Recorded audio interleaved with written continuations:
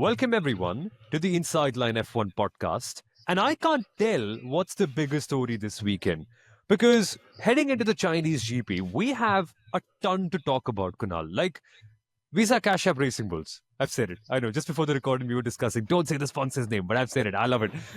We come. We've got them not scoring points. We've got Ferrari in 7th in the constructors. We've got Williams in 4th. We've got so many rookies to look for. We've got Oscar Piastri's redemption arc, Lewis adjusting to life at Ferrari, and to top it off, we have a sprint weekend. And to top it off, we have a sudden change in regulations. The FIA have enforced some of the mini DRS conversations that have happened. So lots of things already in just the second race weekend, which I love double headers, by the way. Everyone listening in for all these years knows that I used to dream about why can't we just have 52 race weekends if there are 52 Sundays? And what's a Sunday if it's Sorry. not a racing Sunday? Kunal, that only works for you because you can survive on 5 hours of sleep and be active 24/7. I'm amazed by your energy, but the rest of the world, we can't keep up, man. We're mere mortals. Let us be. I can globally share my secret recipe. Yoga and being plant based, and you can get a lot of energy through the day. And of course, having a 4.5-year-old who's so energized that you have no option but to also, sort of reflect the same energy. And Formula One, because that always keeps us energetic. Like here we are after a long work day, at least for Sarang and me, because Sarang is a producer, by the way. We're at post dinner time, India time. Kunal's somewhere in the early evening. But we're Yeah. still energetic. Here we are. I mean, we're willing to talk about Formula One with all of our energy because we feel it. And heading into a weekend like this, Kunal, you can feel the buzz. Because Oscar Piastri, for him, the redemption arc in my mind is such a big story. Lando's over and done with. We know Lando is good and he will be fighting for the win this time because he feels so much more complete. And we talked about that in the Australian GP review episode that we had with F1 Stats Guru, who was also a part of that one, who we're missing for this one. But Oscar, redemption should be on his mind because clearly in Australia he was good enough. And call it bad luck, call it him being stopped by McLaren at the wrong time, whatever it is, he needs to win this race. I feel this is the most important race of Oscar Piastri's Formula One career because if he doesn't win here, Lando could take the lead and McLaren could just favor him all the way through and the snowball effect begins. That's spot on. I agree. This is actually the most important race of his Formula One career. And I know people might think we're sensationalizing it, but there is truth in that because, yes, it's a 24 race season.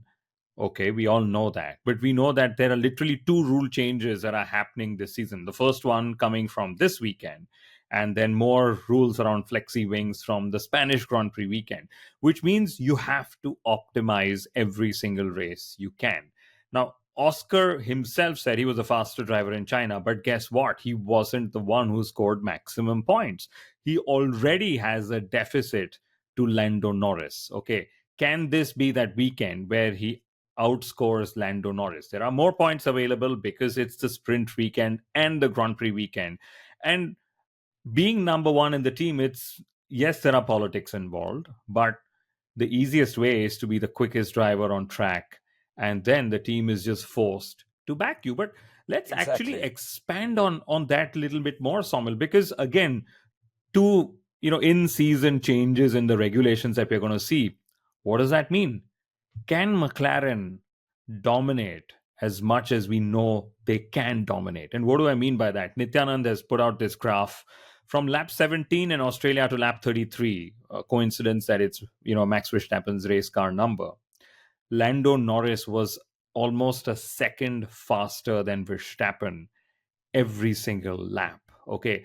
Which means that if McLaren are dominating Formula One, they have to maximize their chances. Lando's never won 3 in a row. McLaren has never won 3 in a row. I mean, this McLaren.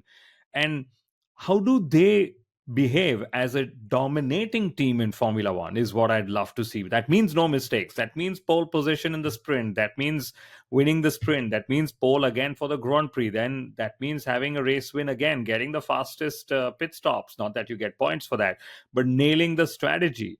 Yep. So McLaren are going to be tested even more so now that they are the quickest team that is gone from being the hunters to being the hunted. And that is a mindset shift. That is a mindset shift because ultimately you need to be treating both of your drivers properly if you're operating in McLaren's mental framework of papaya rules, where both drivers are equal.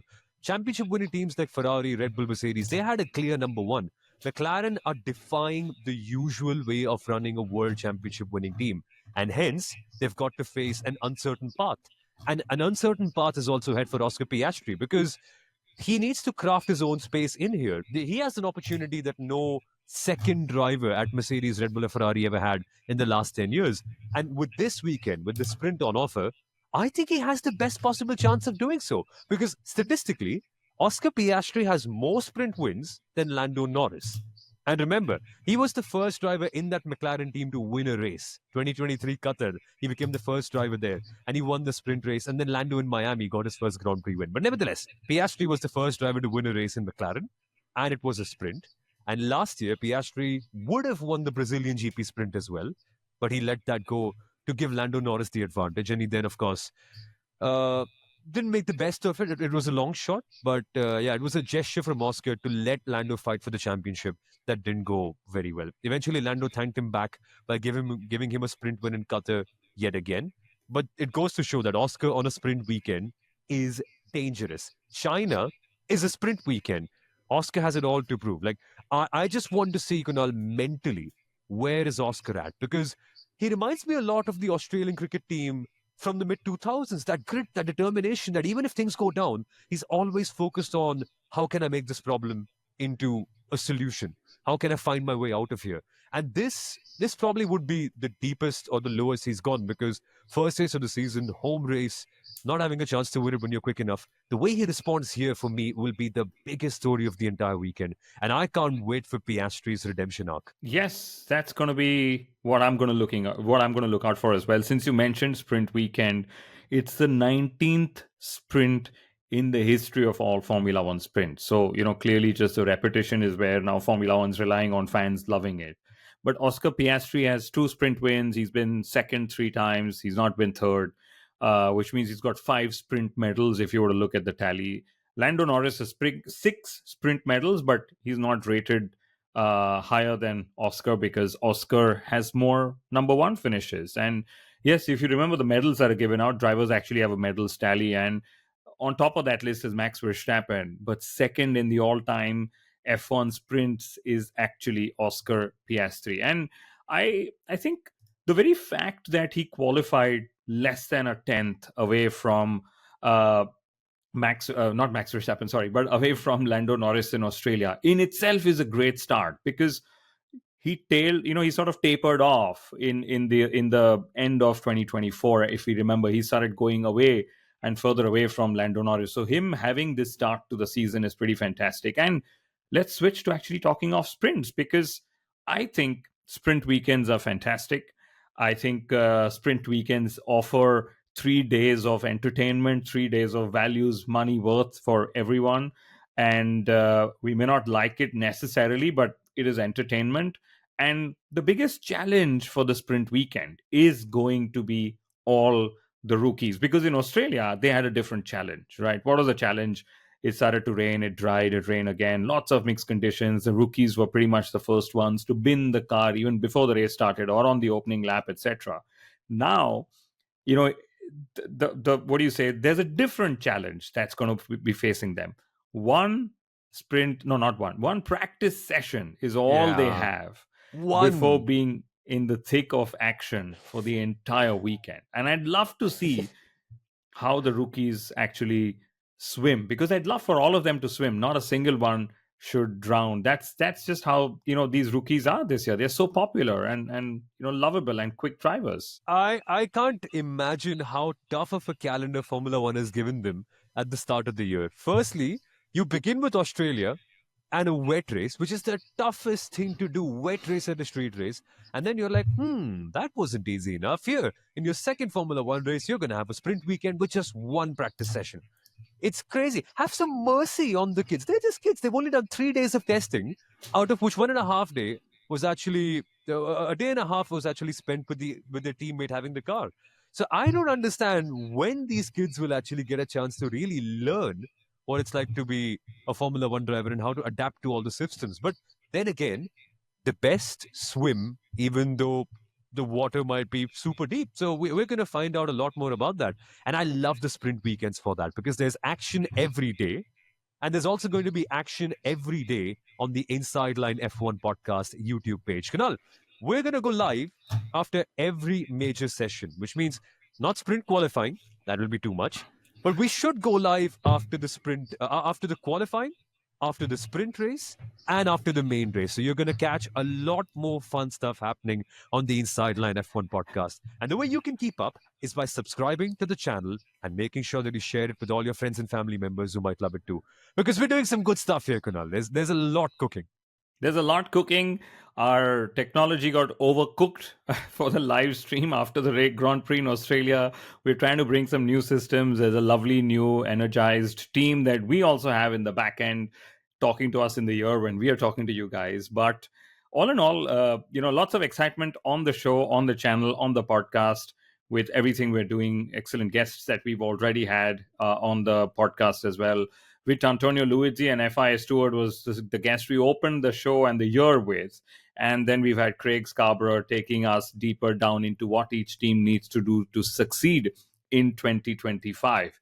But even Craig wouldn't have possibly guessed this new technical directive that the FIA has forced upon us at the Chinese Grand Prix. Okay, now here's some funny takes. Firstly, at the Chinese Grand Prix, they want wings to be more sturdy, more stringent. But they're too busy applauding Zhou Guanyu for his home race. Will he be there? He must be there. He needs to. I mean, we need to continue the tradition of Zhou Guanyu getting a standing ovation at every Chinese GP. But otherwise, it's not fun. He could be an ambassador. He is the ambassador of Ferrari. So pretty much he'll be in the Ferrari garage. We'll see visuals of him.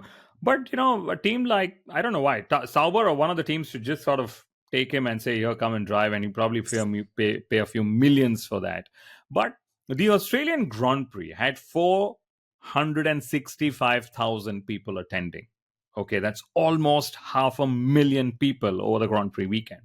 Without Zhou Guanyu, I really wonder what the attendance this weekend in China is going to be. Toto Wolff has said, he said this last year, he's repeated it this year. He said, China is one of the most important countries to have a race in. It's one of the largest automotive markets in the world. It is one of the largest economies in the world, blah, blah, blah. All of those things make sense. But if they don't have a Chinese driver, will the Chinese fans be interested? And is this the race where Mohammed Ben Sulayem suddenly says, guess what? I need a Chinese team in Formula One. I need to have a 12th team, and I'm going to make that happen. But there's one more thing that the FIA are doing, which is what we should get to, some serious stuff, some technical stuff, because Formula One is a technical sport. First things first, in Melbourne, they actually used a lot of camera footage to assess the flexing of wings, especially the upper rear wing. And the rear wing basically has what's called a slot gap, and that the gap when the DRS wing is closed is what they are assessing. Okay. How are they going to assess that is interesting, but I'll get to some numbers, right? But the most important thing to clarify for everyone who could troll, the teams on this subject is all cars after the race in Melbourne were confirmed to conform to the Formula One regulations. So none of the cars ran illegally. Okay. Now, what are the changes that they're going to make? So, firstly, and I'm going to read this because I tweeted this and I was pretty proud. There is a gap in that slot gap, okay, which is 2 millimeters long. Okay. That gap is now going to be reduced to 0.5 of a millimeter. So 25% of what it originally was. Everyone in the paddock thinks it's a very, very harsh and a stringent move that's happened literally after the first race of the season. There is a variation allowed of 0.25 millimeters. So a 50% variation of the new limit is allowed. And that allowance is because the directive has come one day or less than 24 hours after the first race in Melbourne. So they're giving the teams a bit of a leeway. And you can ask, how is it that they're measuring this? So there is a 75 kilogram of vertical load that is applied on the extremities of the rear wing main plane, and the distance between the main plane and the flap, that's what we're looking at, like I said, as the slot gap. So anyway, now that I've put all the technical stuff there, Somil, the key thing is, will this change the pecking order? So let my non-engineering brain understand. Basically, the wing has a small gap between itself and the upper portion of it, the portion that has the DRS, or the top part of the wing, let's put it that way. And that's currently 0.2 millimeters. That's currently what, 25 millimeters? You said what's the number? 2 millimeters. 2 millimeters. Wow. Okay. And they want it to become 0.5 millimeters, which means that if they bring it closer, it'll be more structurally a part of the wing, and hence it'll flex less. Correct? That's correct. Yes. What's the issue with flexing? Like, just to put it out there. Well, when there are wings, there will be flexing. That's just how cars are designed. Wings are designed because when you drive these cars, there's load on the wings, and it's just structural for every surface or every material to flex. In fact, flexing within the regulations is what teams consciously try and do, because flexing at the right speeds means you're letting go of drag, which is crucial to get those speeds. So typically what happens is, when you're on the main straight, actually you don't need the front and the rear wings. I mean, I'm not being literal, but what I mean is for performance, right? You need the wings for cornering. So can you achieve flexing in a way that you reduce drag, or you drop drag on the main straight, and then when the car slows down, the wings sort of move back, flex back into action, which gives you the front end or the rear end or both of the grip levels that you need to make an efficient corner, right? Or to corner efficiently. So that's why flexing has always been around. Red Bull Racing used to be the masters of flexing in the 2010s. I remember that. And flexing all the muscles and the wings. And, now it's going to be down to watching which team actually will be affected by this the most. There will clearly be a change in the pecking order, or an impact in the pecking order. And largely, I think this is a political game, Somal. Red Bull are not happy that the other teams are giving wings to their drivers that can flex, while the team that has Red Bull as the main owner, and Red Bull is known for giving wings, right? So gives you wings, which means if you're a Red Bull driver, you don't get flexy wings, and that's what they're trying to sort of get at. They're trying to reduce the mini DRS effect, and the suspects are McLaren and Ferrari after the preseason testing. That's what they are after. Can you imagine Ferrari going actually slower because of this? It'll be weird. But you know what I find interesting? I remember Turkey 2020, and we had so many videos after that race weekend of people analyzing Sergio Perez's rear wing. Like, I remember, because it was flexing. And I was like, what the hell is going on here? Like, rear wings are meant to flex. But then when you watch the footage, you do realize that it is something quite extreme. And my understanding of it is, and correct me if I'm wrong, Kunal, the FIA wants to clamp down on this because it is structurally a hazard. If the wings flex too much, they could fall off. They could, I don't know, drop down. And that's not what the FIA wants, right? They want a structurally intact Formula One car with components that are designed to be in place. There is some limit to which you're allowed to do it, but then they don't want the whole car to be a gigantic piece of flex. Like, if every wing could flex to unlimited degrees, maybe the Formula One car wouldn't be structurally integral, is what the whole idea behind this is. So maybe that's why they're clamping it all down. So one of the reasons why they're clamping it down is actually partially what you said. They want things to conform to the regulations, right? And there are variations, there are degrees of accepted variations that they are happy to play with, because there are laws of physics and at play. But truth be told, Sawmill, this is also seen as one of those loopholes in the regulation. Okay, we saw that in Baku last year with Oscar Piastri and Charles Leclerc having a go at each other, and how Leclerc, even when the DRS flap was shut, was still almost having a DRS-ish effect on his car, right? Which is why even Leclerc with DRS on was struggling to catch Oscar Piastri, as everyone would remember that beautiful race that we also saw both the drivers sort of rallying outside of while exiting the final corner before getting onto the main straight. But yeah, so that's what's going to happen this weekend. And let's see if it bunches the field up even further, and where that impact goes. And yes, but it is a Chinese Grand Prix weekend. 18th race in China, Sommel. Can you imagine? It's been there for so many years. Lewis Hamilton has won 50% of all the races in China. We're going to have the sprint race, which you already know of, 19 laps. And I think it's 56 or 58 laps for the Grand Prix format. You should know that. My numbers are always out of whack here. Same. But yeah, there are 623 points available in the Drivers' Championship, a large chunk this weekend because you get 8 points for winning the sprint, 25 points for winning the Grand Prix. And then the pole position, very crucial in China, is starting on the left hand side of the grid. So that's a crucial one. And I love the circuit for what it stands. It stands for that Chinese symbol, the Shang, which basically means to ascend or to go upward. And they do go upwards at turn number 1. They go upwards and then they swing back down and loop around on itself. It's a phenomenal circuit. Like, I wish this circuit was, how do I put it? I wish this circuit was in a country where we saw a lot more racing on an international scale.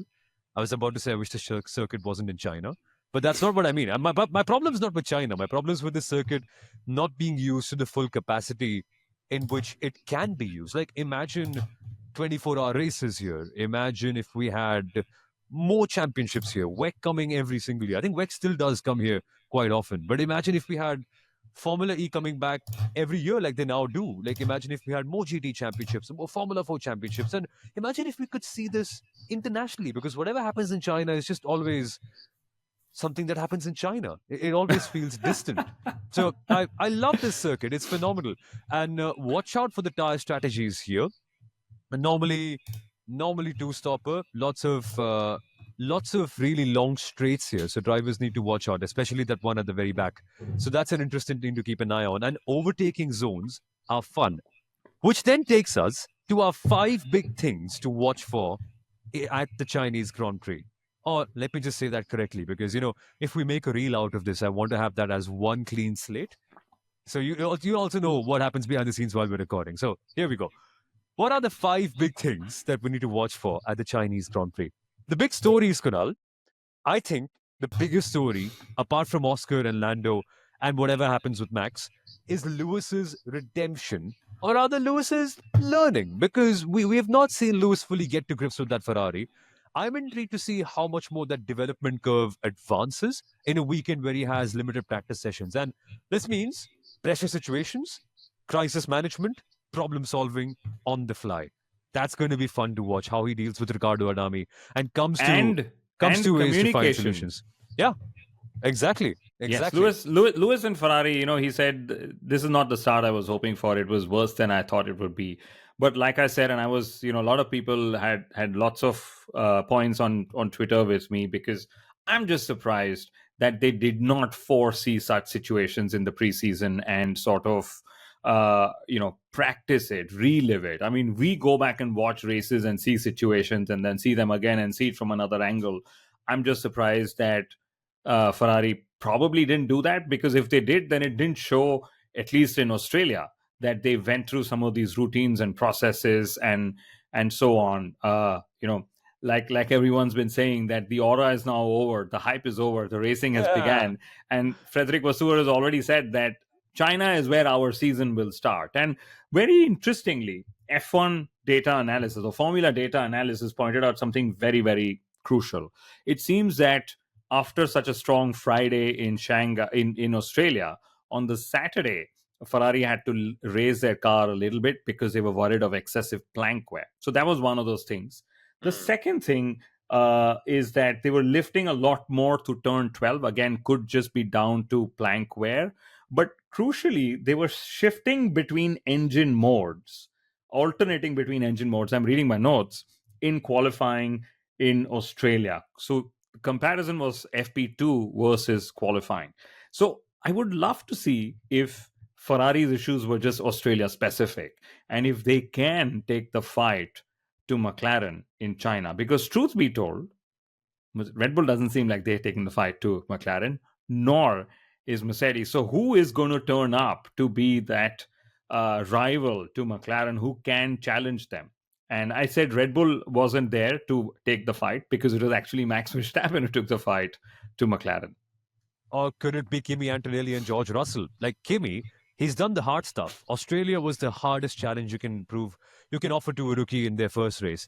Can he do the easy stuff? Can he do the basics? Can he execute a dry race very well, manage the tires, get a dry qualifying done properly, make sure he's in Q3? That will be interesting, as will be the case of Oliver Behrman. Can he have a cleaner weekend and can he manage things properly without putting that pressure on him? Because now that the pressure is on Haas, if he adds an extra layer of it, he probably might end up making more crashes.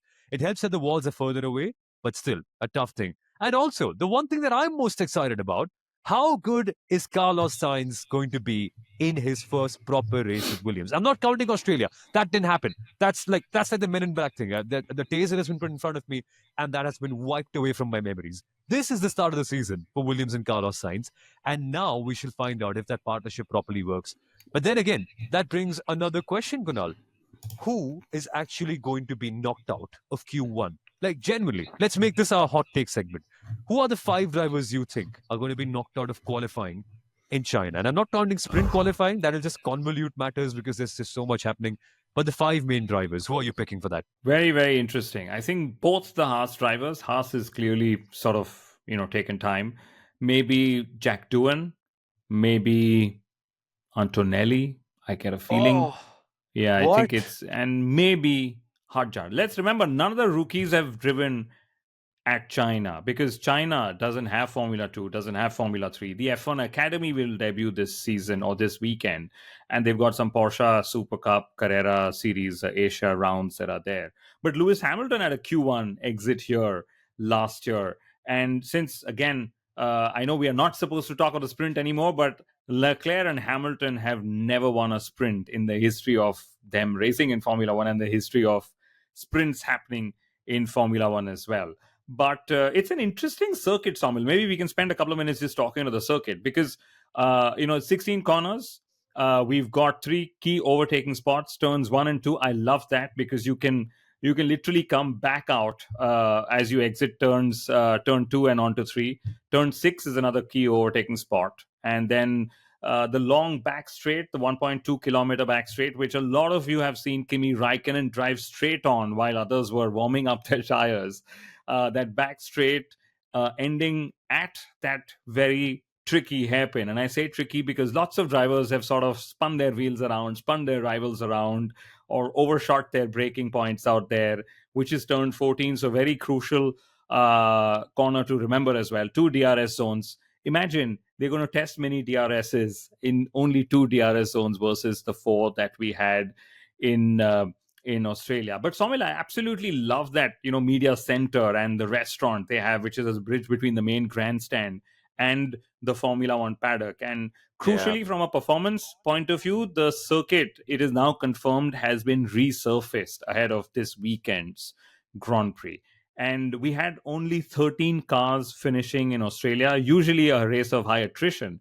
But China is a race of high reliability. It's seen some of the most reliable races being held where lots of drivers have just ended up finishing races. So I'd love to see that end of the spectrum being balanced out as well, going from high attrition in Australia to high reliability for all 10 teams and the 20 drivers in China as well. We're meant to end an episode in 30 minutes, and then at the end, you say these interesting things that I have such a fun opinion on, and then we end up overshooting and going to 40. So I'm going to save some of that for our social media, because that's another way for us to interact over there. But yes, that paddock is phenomenal. It's shaped like a Chinese village. They've got a lake in the middle, and they've got these wooden bridges made out of bamboo. It's phenomenal. But my 5 drivers to be knocked out of Q1, if I have to go there very quickly, both the Haas drivers, I feel genuinely, I can't pick. Sorry, I can't pick. I give up. I can't do this. It's so hard. I can't do this. Sorry. Let me give you a hint. Lance Stroll It's going to be his 90th race Okay. with Aston Martin. Lance Okay. Stroll. In 2023, he finished fourth in Melbourne, his best finish of the season. In 2024, he finished sixth in Melbourne. Where did he finish again? Did he score points in? He crashed last year. No, Remember this year. This year, where did he finish? I'm so lost with Australia, but okay. P6. But Yeah, he was there, right? So he got his best race of the season again. I mean, best result. It's already only one race in, but usually he went to China and then he was out of the point. So I think Lance Stroll is like, I have done enough for now. Let me just relax a little bit. It's anyway China. Maybe there's an Aston Martin car production factory somewhere there as well. But yeah, maybe Lance Stroll could be on your list of 5. Stroll, Bortoletto, and Hulkenberg, because Sauber haven't been the best over here. So that's my 5 if I have to pick any. But that is about it. I mean, we'll have to call. Are we doing this predictions of who's going to win? Oh, we should do that quickly. Race winner, I'm going Lando Norris. He got pole in qualifying here last year in the wet. This guy understands the circuit. He's good. Run of confidence. I won't go against him. Yes, it's easy to pass at China, but in the vein of form that he's in, I'm not betting against him. So Lando for pole, Lando for win. Double down. I'm going on him. What are you picking, Kunal? I think Oscar Piastri is going to bounce back. And I'm going to... I don't know, did I pronounce it right? Because you guys are being trolled a lot on fan code for pronunciations and I don't even know what not. It's not even that deep. It's not even that deep. Seriously, man. Yeah. Okay. 5 different drivers have taken pole position in the last 5 years in China. So we had Verstappen, before that Bottas, Vettel, Hamilton, and then Rosberg. So I anyway think it's going to be a 6th different driver. I don't think it's Max on pole. It's probably going to be either Lando or Piastri on pole. But I think it's going to be Lando on pole. He's got the edge in qualifying, okay, in general. 3 different drivers have actually won the last 3 Chinese Grand Prix. We've seen Verstappen, Hamilton, and Ricciardo. Ricciardo actually won in 2018 from 6th place. Okay. I get a feeling Piastri is going to win this race, extending it to 4 different drivers who won the Chinese Grand Prix in 4 different years. That's my hot take. And that will mean McLaren, who had their last pole in 2008, that stat will be overwritten. And the last win in 2011, that stat will also be overwritten. And I think 2025 is just going to be one of those seasons where McLaren just rewrites all of these historical stats that they've had. And here's one last thing I'm really looking forward to. I know we're overshot. Sarang is in the ear saying, guys, it's time to end. But in Australia, we saw strangely slow pit stops. The fastest pit stop that was registered was with Leclerc, with Ferrari, of course, was 2.32 seconds. Okay. Really think we need to go back to the sub 2 second pit stops. And that's my wild prediction, that McLaren will win, dominate, but also slam in that fastest, really hyper quick pit stop this weekend. Yeah, let's see. I mean, it'll be a phenomenal weekend. So many stories. And we'll be back, firstly, for live videos after each major session, where we would love to hear your opinions on everything and discuss it with you. That'll be superb. And then, of course, the review episode on Sunday with F1 Stats Guru also a part of it. So make sure you subscribe to the InsideLine F1 podcast. If you're in India and you love to listen to Hindi commentary, and if you don't have any negative opinions about it and just want to try something out, subscribe to Fan Code. Listen to myself and Chetan Narula over there, and you'll have a really good time. And if you want to troll us, sure, do your thing, man. But just let us be. Just let us be. And we're creating a beautiful community over there and also here on the InsideLine F1 podcast. But thank you for watching and listening, folks. We'll catch you very soon. Bye-bye.